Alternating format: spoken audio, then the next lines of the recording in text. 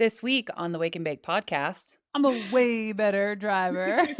Oh my God, this is going to cause everyone to crash. The fact that I've survived personally, not saying that I text a lot, I would never admit that on a podcast, but whew. Show us your evil numbers. And they would be like, we don't have evil numbers to show you. Cannabis is confusing. It's the Wake and Bake podcast. This is going to be our theme song. I take allergy meds. I've driven on THC. I text, like, watch out, Washington. She's out there somewhere, folks. Seriously, someone's going to start hiring me a tuk-tuk to drive me around. We're going to play a fun game of, do you think cannabis use causes more accidents or less accidents than these like kind of common medications? Yes, nerd.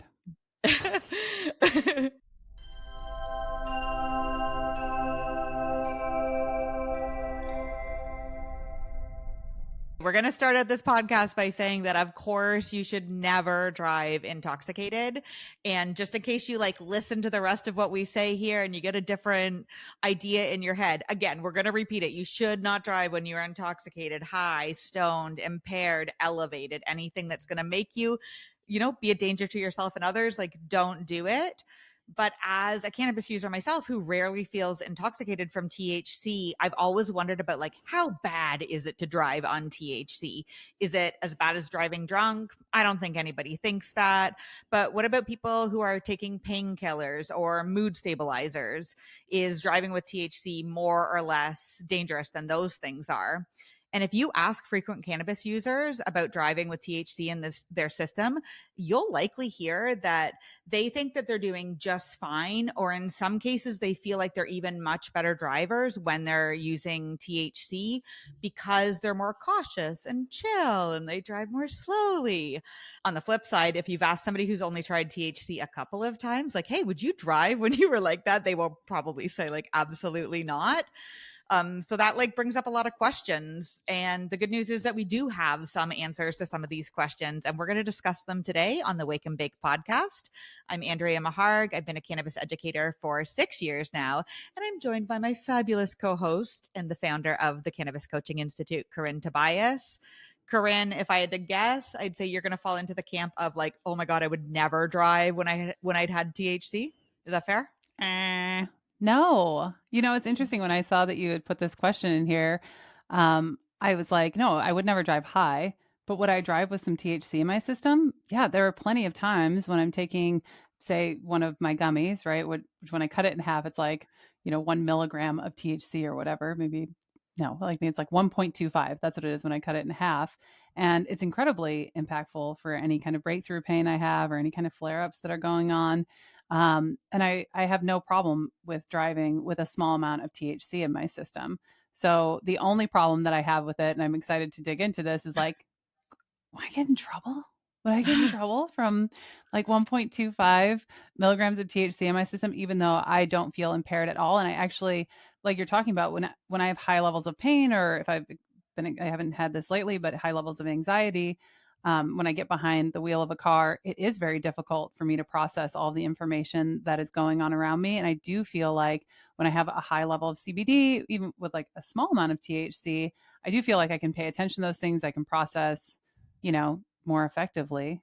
Okay, I really wasn't expecting you to say that, because my experience of like consuming cannabis with you was just the one time when we were hanging out in Mexico and you smoke like a puff and a half off of a joint, and you were giggly for like hours. Hang on. First of all, I wouldn't have driven after that puff. That was very strong cannabis. Okay. That was very strong cannabis. And I don't typically inhale cannabis, and has very different impacts for me.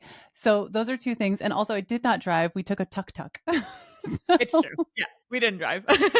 I wouldn't have driven on that, no. I mean, I wish I could just take a tuk-tuk everywhere. I would probably consume a lot more THC if there were just tuk-tuks available, and I could just get a little bit elevated and just like tuk-tuk around.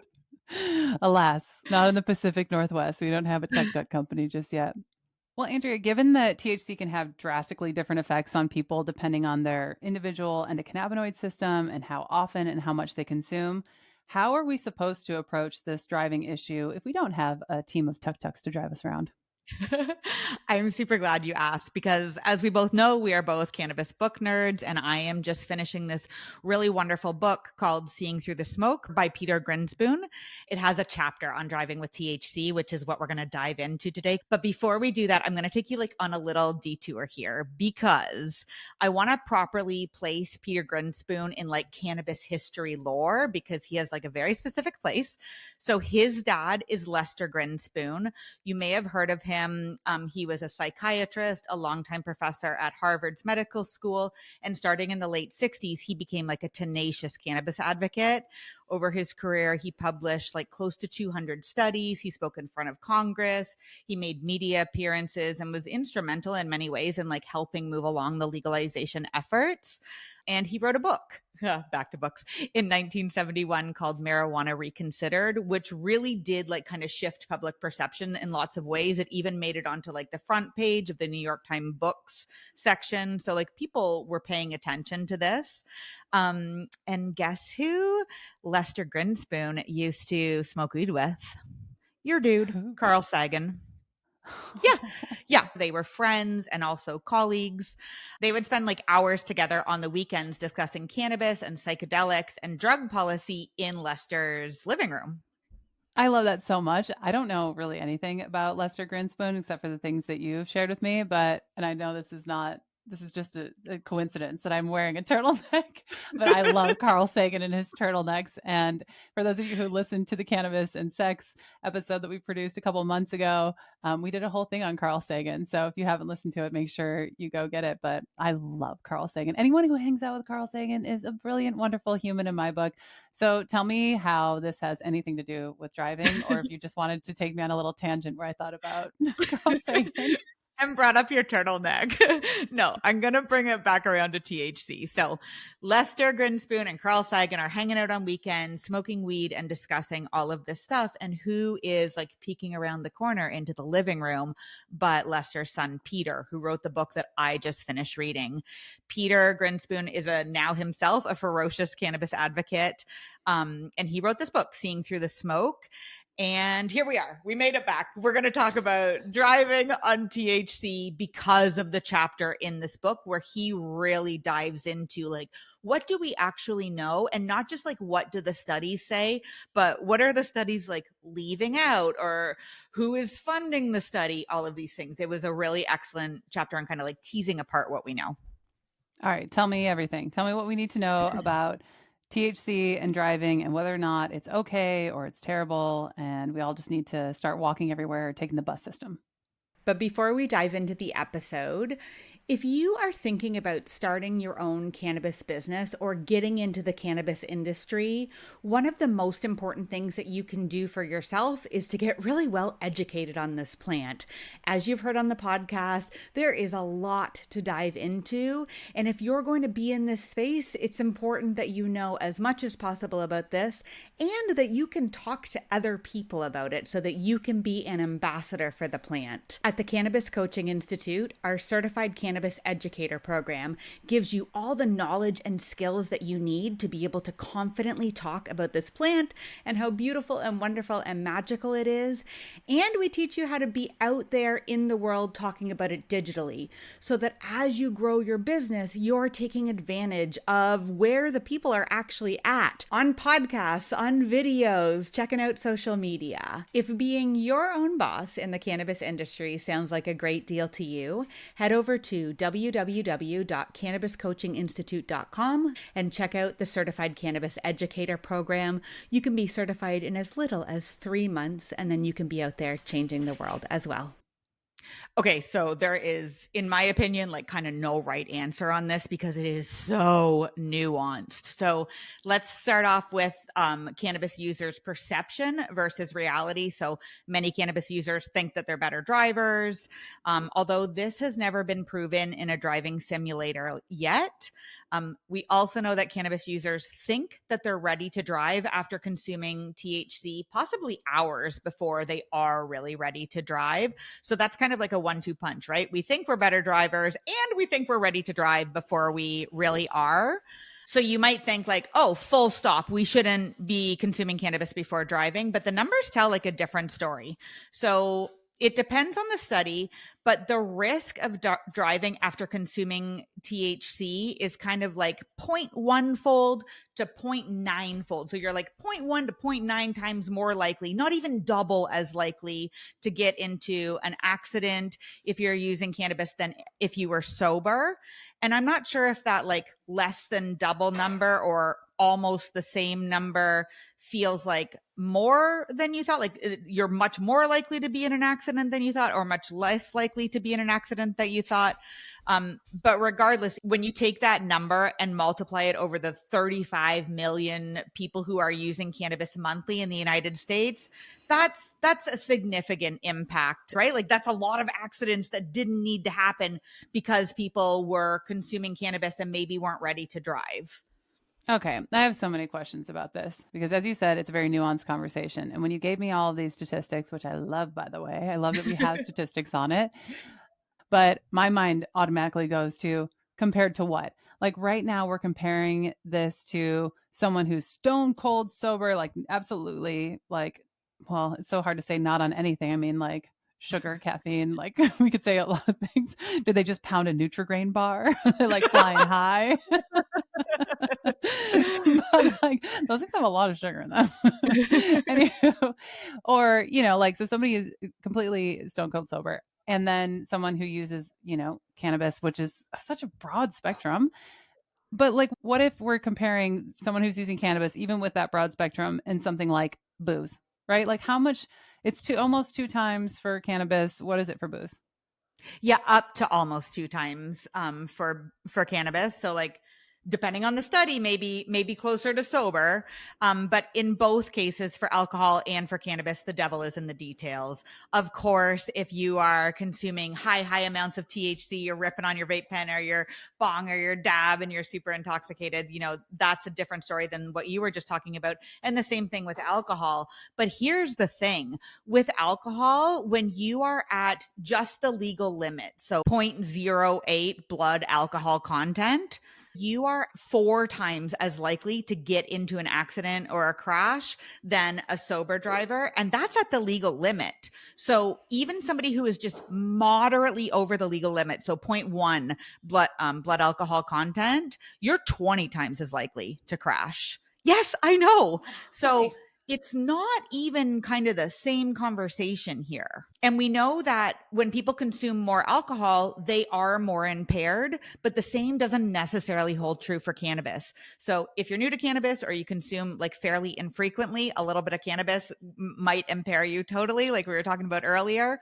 But if you are a long time chronic or daily cannabis user, a 2021 study just showed that those people experience less impairment than occasional users. So it is complicated and nuanced, and it gets even more complicated. Tell me more. How does it get more complicated than what is always? This is the Wake and Bake podcast. It should be called Cannabis is Complicated. We're rebranding, folks. Okay, so I want to preface this part of the podcast with the fact that we're not endorsing driving after consuming, but in the book, Peter Grinspoon delves deeper into some of the research and comes up with some really interesting numbers. So a 2022 meta-analysis, and that just means that the researchers have looked at lots of different studies and they're drawing their own conclusions from those studies. This meta-analysis looked at cannabis impaired driving and adjusted those studies for biases. I know you're not going to be shocked to find out that there are inherent biases against cannabis use and users baked into many of these studies. And once they adjusted for these biases by playing some like computer math number games again, they weren't putting anyone in a simulator. Their conclusion was that driving after cannabis is much less risky than driving after drinking or speeding or using your cell phone. And then let's forget about speeding, texting, alcohol. Let's think about some of the collision risks when you're on other substances. A 2021 study reviewed the increased crash risk of several commonly used medications. We're going to play a fun game of, do you think cannabis use causes more accidents or less accidents than these like kind of common medications?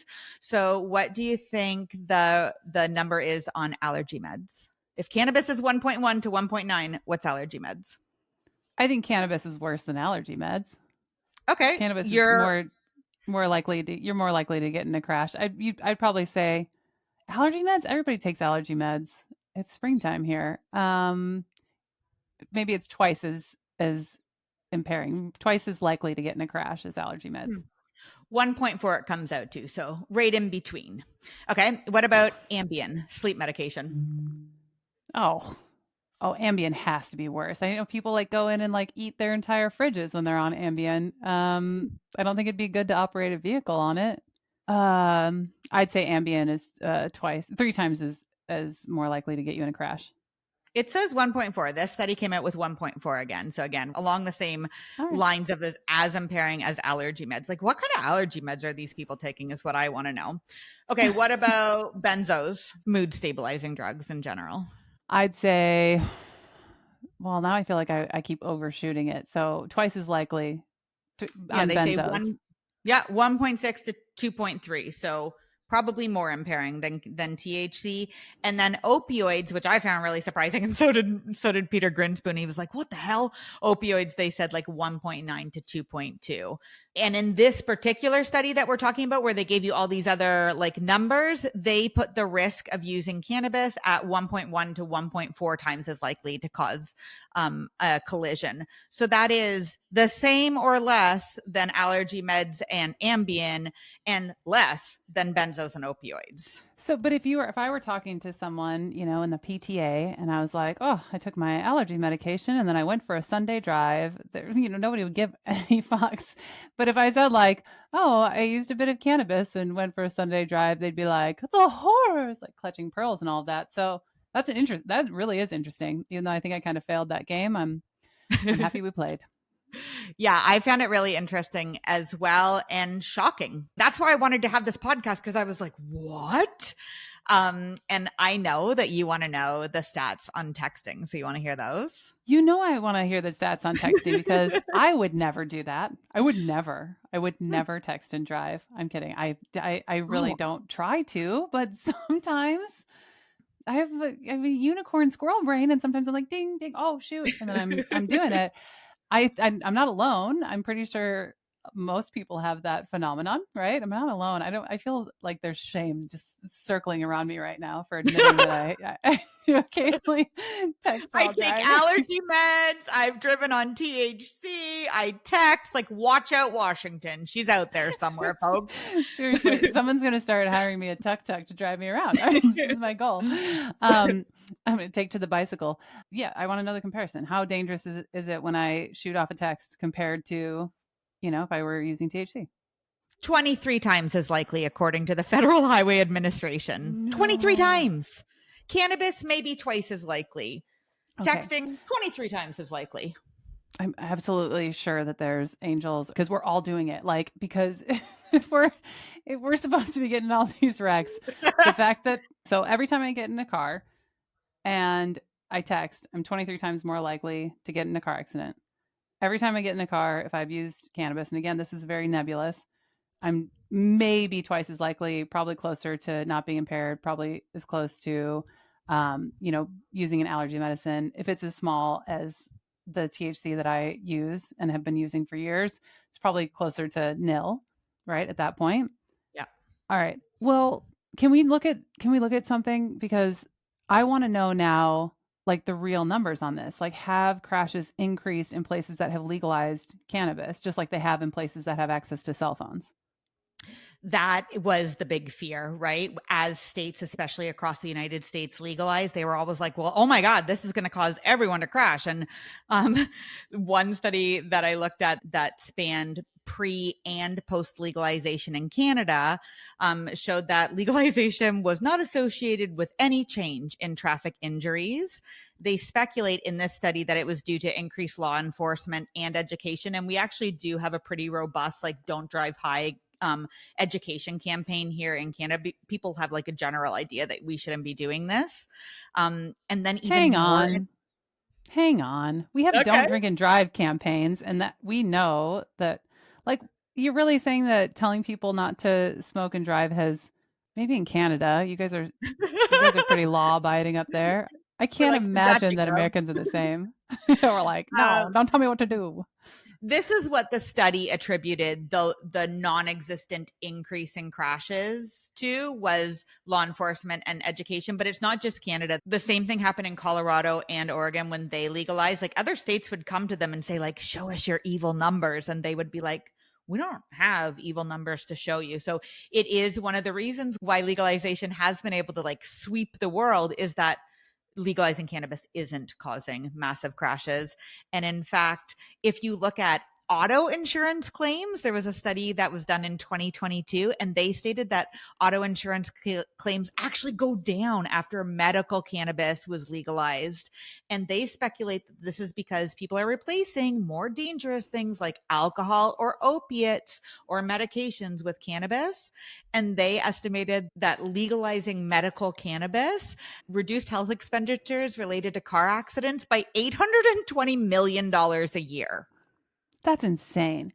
That's insane. And maybe part of it could be attributed to, and I'm just spitballing here, like maybe you're a little bit high, you get in the car, and then you're like, I don't need my phone, man. I want to be one with the road. I don't care what Karen is texting me about. Maybe it's also like you don't even want to text. You don't want to drink. You don't want to text. You're like, life is good. Okay, obviously that's not the case. But I do know when you were researching this episode that you came across a statistic that you actually didn't want to put in the podcast because you were afraid that people would voice clip this and take it out of context and make it sound like you were endorsing driving on THC.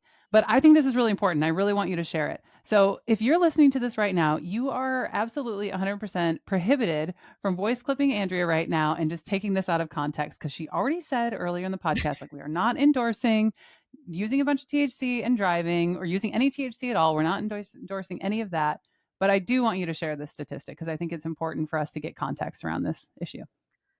Do you remember that meta-analysis I was talking about earlier where they looked at all those studies and then adjusted them for biases? Yes, nerd. They found that drivers using cannabis were actually less likely to get into car accidents than sober drivers. So instead of being like 1.1 to 1.9 times as likely, you're actually like 0.68. So you have a protective effect possibly on driving. Now, I want you to remember that this was like a number crunching studies. Again, they didn't do like research on people and gave them THC and told them to drive, but that stat alone like was mind blowing to me. Like maybe the cannabis users are right. Maybe they are. Maybe some of them are better. I'm a way better driver. Like, Andrea said it on the podcast. Yeah, she's right. She knows what she's talking about. I'm driving right now. Oh my goodness. Well, you know, what's interesting about that statistic is that you were talking about some of the practical ways that this has been measured, right? And the states are like, no, this isn't creating more car accidents. And the insurance companies are like, actually, we have fewer and we think it's because of these things. And then, you know, when you're talking about this meta-analysis saying that it might be protective, and like we grew this whole thing out of anecdotal evidence, right? Cannabis is healthy started from people being like, hey, actually this thing that is prohibited, this feels really good in my body and I think it's healthy. You know, I don't want to dismiss people who have that experience, especially people who've been using cannabis as medicine and have to drive from A to B and they have a tolerance that's developed so they're not impaired or intoxicated. And they're like, I actually am more aware. I'm more present when I'm driving. I don't want to discount that for people because that might be their experience. And it might be, according to some of this data, true. It might be actually legitimate. But it doesn't matter. And this is where we come back to everything in cannabis is super complicated. So even though we have this information that says that cannabis is impairing for many people, but not as impairing as certainly as texting, when you were saying earlier that you get nervous about driving on THC, that's because if you got pulled over, even you as a 1.25 milligram THC user could fail one of these roadside tests. So the roadside tests that we have that check for impairment right now, like basically they suck. There's several problems with them. You can test positive for THC in your system literally weeks after consumption.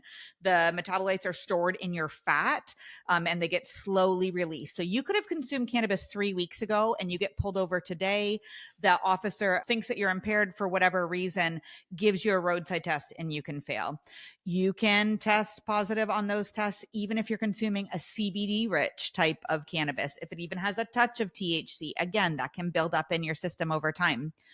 Importantly, you can test negative on the roadside impairment test, but still be impaired because you had just a little bit of THC, but you're a new or infrequent user. And although it was just a little bit, it impaired you to the point that you shouldn't have been driving. And like you said, testing positive doesn't mean that you were impaired while driving, because maybe you are a medical user on very low doses and you've built up tolerance. Unlike alcohol, having elevated levels of THC in your blood or your urine or your saliva does not correlate with elevated levels of intoxication. And if you're infrequent or lightweight, it doesn't even kind of capture that in those tests. Some jurisdictions do have drug enforcement officers who are trained to like really understand. They get called to the scene like, hey, is this person impaired or not? But their numbers are scary too. They have an accuracy rate of about 67% and a false positive rate of about 35%. Who are the people who are going to be falsely imprisoned or incarcerated for, detection of cannabis that wasn't really there? It's gonna be the people of color in both of our countries that this is happening to, for people who were not impaired, because we don't have great methods of detection. Such bullshit. Okay, so this isn't supposed to be a rant episode, but I want to know, like, what are people doing? I mean, surely there have to be court cases, there have to be ways that we can fight this, right? There is. And this is what I hear all the time is like, oh, if I ever got pulled over, I would fight it because, like I know about cannabis and I know about THC intolerance and all of these things. And there have been court cases that I've gone through, even up to like Supreme Courts. But nobody yet has changed the rules based on what we know. So in Washington, where you live, a man was pulled over not too long ago. The police officer suspected he was impaired. When he got pulled over, the officer noticed that he was wearing a dispensary name tag.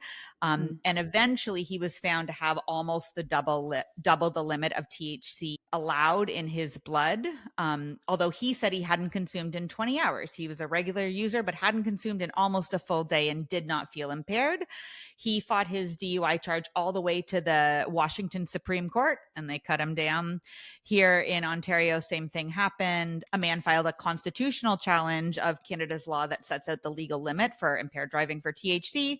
And in his case, which also got struck down, the judge said, like, yeah, I know that this law is going to affect frequent and chronic users of cannabis, but it does so in a way that does not violate the principles of fundamental justice. So she was just kind of like, screw it. Law stays the same. You're getting the punishment.